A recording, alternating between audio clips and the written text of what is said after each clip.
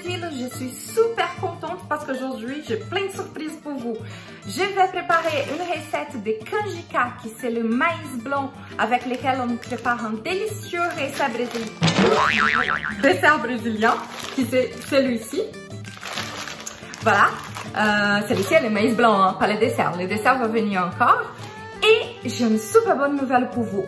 Aujourd'hui, je vous propose un petit jeu concours, un tirage au sort pour ceux qui vont laisser un commentaire pertinent par rapport à la recette de canjica. Donc, il suffit de laisser un commentaire sous la vidéo.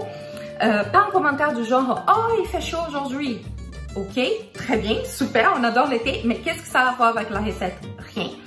Alors, laissez un commentaire qui fait du sens par rapport à la recette, vous la regardez, vous dites ce que vous en pensez et vous aurez la chance de gagner ces 3 produits. Donc la canjica, les bonbons à la noix de coco, qui c'est un délice de mon enfance, qui fait penser à mon enfance, hein, donc c'est un petit bonbon très sucré. Non, ce n'est pas artisanal, mais on s'en fiche. Et on les met dans la bouche, ils font, c'est un bonheur. On fait ça pour les anniversaires d'enfants, on emballe chaque petit bonbon dans une sorte de petit papier coloré, je sais pas comment ça s'appelle en français, mais ça fait hyper beau sur la table pour les enfants, ils adorent ça. Pas que les enfants, hein, ma grand-mère qui a 100 ans, elle adore ça aussi. Et une bouteille de lait de coco. Le lait de coco brésilien est un délice, c'est hyper velouté, une saveur très douce. Si vous ne connaissez pas le lait de coco brésilien, je vous conseille vraiment fortement parce que c'est très bon. Et comme vous savez, on produit énormément de coco au Brésil. Alors, si vous êtes un grand gourmand comme moi et que vous voulez avoir ces 3 produits, laissez votre commentaire sur la recette, d'accord? Et le tirage au sort va avoir lieu le 30 avril 2020. On y va pour la canjica. Alors, pour préparer la canjica, nous allons avoir besoin de 250 g de maïs blanc que nous allons mettre dans un bol et laisser tremper dans l'eau pendant 12 heures. Alors, si vous voulez préparer votre canjica, par exemple, à 10 heures du matin, laissez votre canjica dans l'eau 10 heures du soir, donc 22 heures du soir de la veille. D'accord? Et donc, elle sera parfaite pour 10 heures du matin. Bon, la mienne, ça fait un peu plus de 2 heures qu'elle a là. Alors, probablement, elle va cuire encore plus facilement. Donc, il n'y a pas de souci si vous laissez plus de temps. Bien au contraire, ça va aider à avoir une cuisson plus rapide de la canjica. D'accord? Là, ce que je vais faire est prendre ma canjica que j'ai rincée et je vais mettre ma canjica dans ma cocotte minute.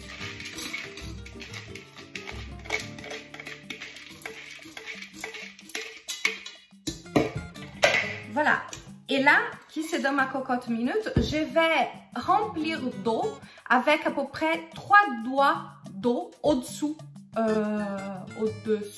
c'est ça, plus que le niveau de ma canjica, ok? Comme j'ai mis juste 250 grammes, normalement on utilise 500 grammes. Mais moi, j'ai mis que 250 parce que il n'y a que 3 personnes dans ma famille. C'est juste mon mari, moi et notre fille qui est très jeune. Alors, moi, je suis la plus gourmande de tous.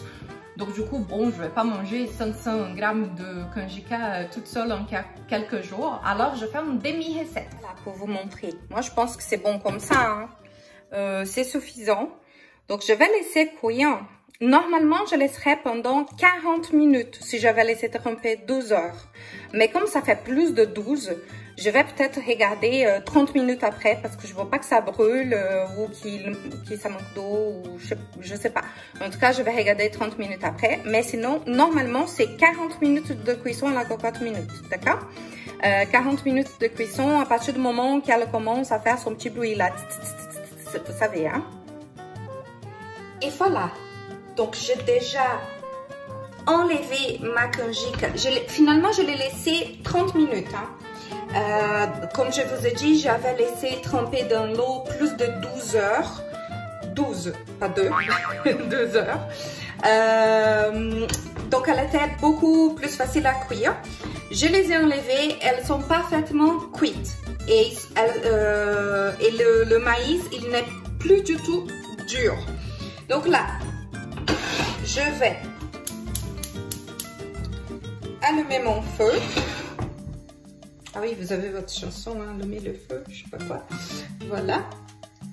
Je vais mettre 40 centilitres de lait. Moi, je suis en train d'utiliser le demi-écrémé. 40 centilitres de lait. J'ai pris 10 centilitres de l'eau de cuisson du maïs. Donc, je n'ai pas jeté toute l'eau.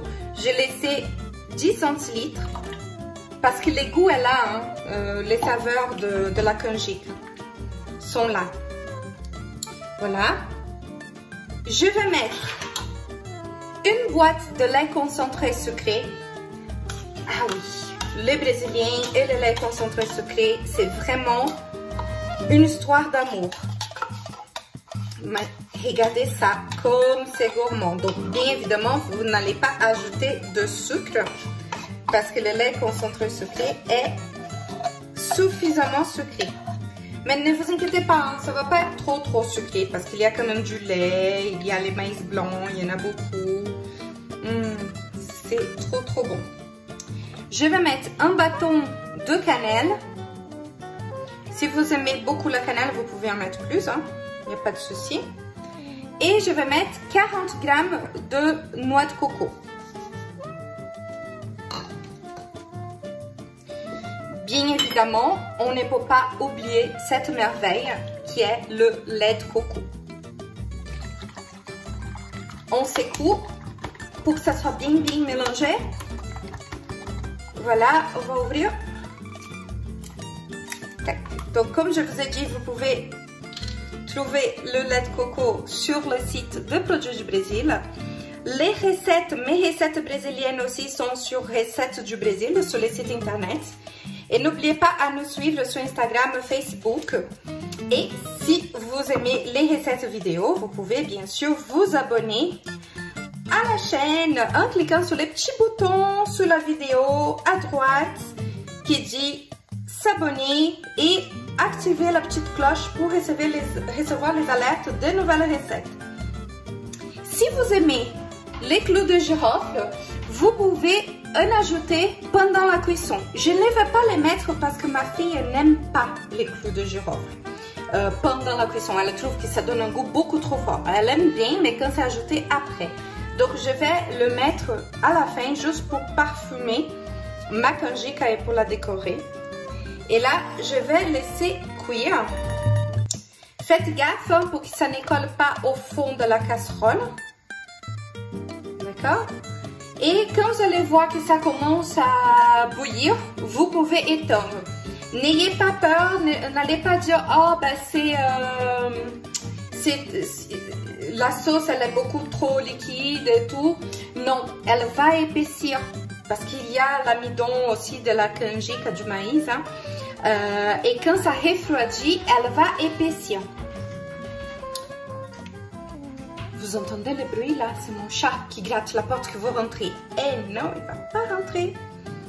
Elle ne va pas rentrer. Les amis, voici les résultats. J'ai laissé refroidir un petit peu, alors vous voyez, ça forme une petite pellicule. Hein. C'est normal parce qu'il y a du lait de coco.